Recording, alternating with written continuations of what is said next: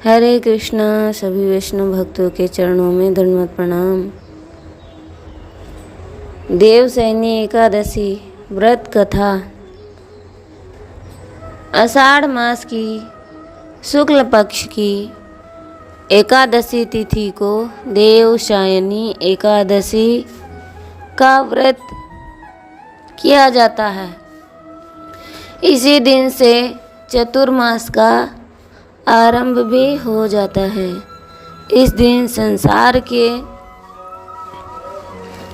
पालनकर्ता भगवान विष्णु 4 महीने के लिए योग निद्रा में चले जाते हैं। इस महीने से सृष्टि का पालन भगवान शिव के रुद्र अवतार करते हैं। देवशयनी एकादशी का व्रत करने वाले को पद्म पुराण में वर्णित इस कथा का पाठ करना अत्यंत आवश्यक है, तभी व्रत का पूरा फल मिलता है। तो कथा इस प्रकार है। युधिष्ठिर ने पूछा, भगवन, आषाढ़ शुक्ल पक्ष में कौन सी एकादशी होती है? उसका नाम क्या है और विधि क्या है? यह बतलाने की कृपा करें। भगवान श्री कृष्ण बोले, राजन, आषाढ़ शुक्ल पक्ष की एकादशी का नाम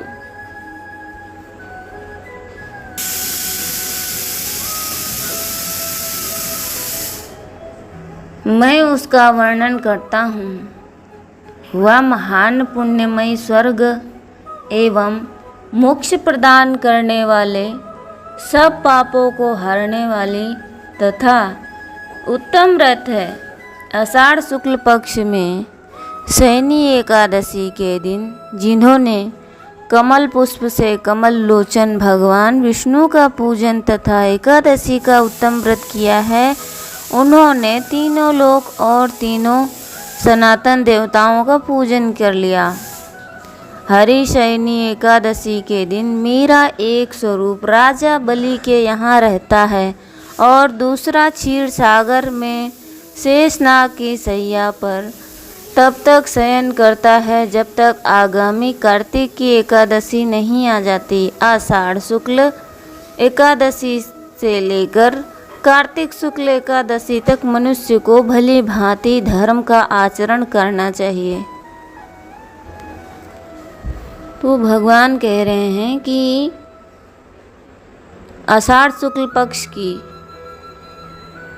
और कार्तिक शुक्ल पक्ष की एकादशी तक मनुष्य को धर्म का आचरण करना चाहिए, क्योंकि इन 4 महीने में कोई मांगलिक कार्य नहीं होते हैं।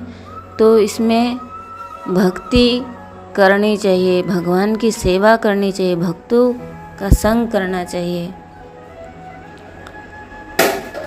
जो मनुष्य इस व्रत का अनुष्ठान करता है वह परम गति को प्राप्त होता है। इस कारण यत्न पूर्वक इस एकादशी का व्रत करना चाहिए। एकादशी की रात में जागरण करके शंख चक्र और गदा धारण करने वाले भगवान विष्णु की भक्ति पूर्वक पूजा करनी चाहिए।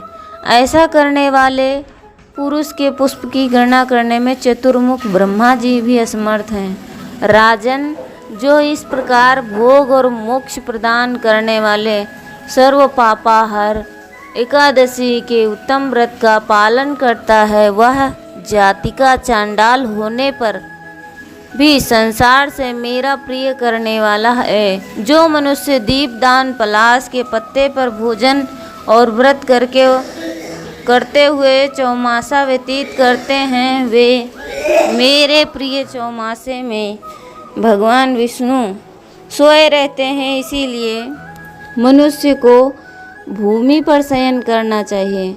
सावन में साग, भादों में दही, कर में दूध और कार्तिक में दाल का त्याग कर देना चाहिए। अथवा जो चौमासे में ब्रह्मचर्य का पालन करता है वह मेरी परम गति को प्राप्त करता है।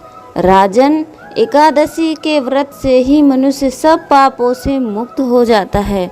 अतः सदा इसका व्रत करना चाहिए। कभी भूलना नहीं चाहिए शयनी और बोधनी के बीच में जो कृष्ण पक्ष की एकादशियाँ होती हैं, गृहस्थ के लिए ही वे व्रत रखने योग्य हैं। अन्य मास की कृष्ण पक्ष की एकादशी गृहस्थ के रखने के योग्य नहीं होती। शुक्ल पक्ष की एकादशी सभी को करनी चाहिए।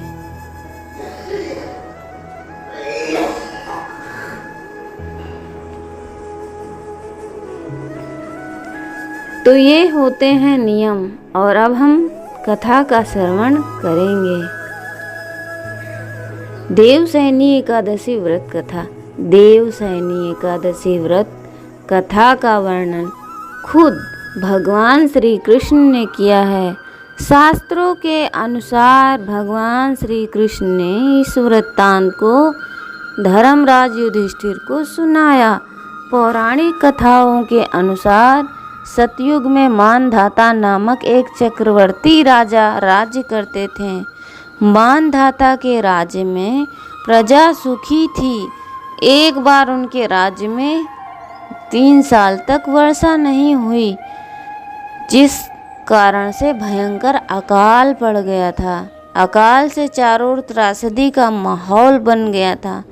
इस वजह से यज्ञ, हवन, पिंडदान, कथा, व्रत आदि कम होने लगे थे। प्रजा ने अपने राजा के पास जाकर अपने दर्द के बारे में बताया। राजा इस अकाल से चिंतित थे। उन्हें लगता था कि उनसे आखिर ऐसा कौन सा अपराध हो गया है जिसकी सजा इतने कठोर रूप से मिल रहा है। इस संकट से मुक्ति पाने के उद्देश्य से राजा सेना को लेकर जंगल की ओर चल दिए। जंगल में विचरण करते हुए एक दिन में ब्रह्मा जी के पुत्र अंगिरा ऋषि के आश्रम पहुंच गए। ऋषिवर ने राजा को कुलक्षेम और जंगल में आने का कारण पूछा।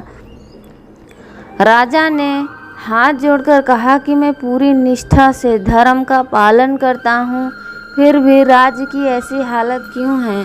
कृपया करके इसका समाधान करें। राजा की बात सुनकर महर्षि अंगिरा ने कहा, यह सतयुग है। इस युग में छोटे से पाप का भी बड़ा भयंकर दंड मिलता है। महर्षि अंगिरा ने राजा को मानधाता को आषाढ़ माह के शुक्ल पक्ष की एकादशी व्रत के लिए कहा। महर्षि ने कहा कि इस व्रत के प्रभाव से वर्षा अवश्य ही होगी। महर्षि अंगिरा के निर्देशन के बाद राजा अपने राज्य की राजधानी लौटकर आ गए।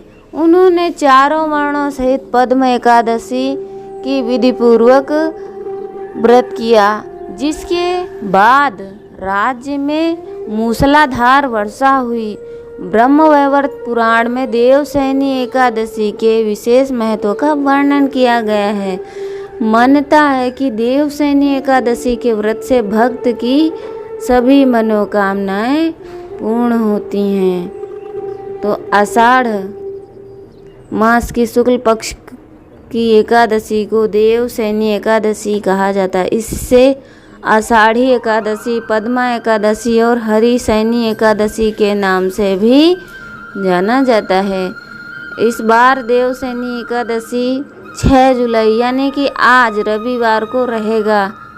इस दिन से भी आज से यानी कि चतुर्मास का प्रारंभ होगा।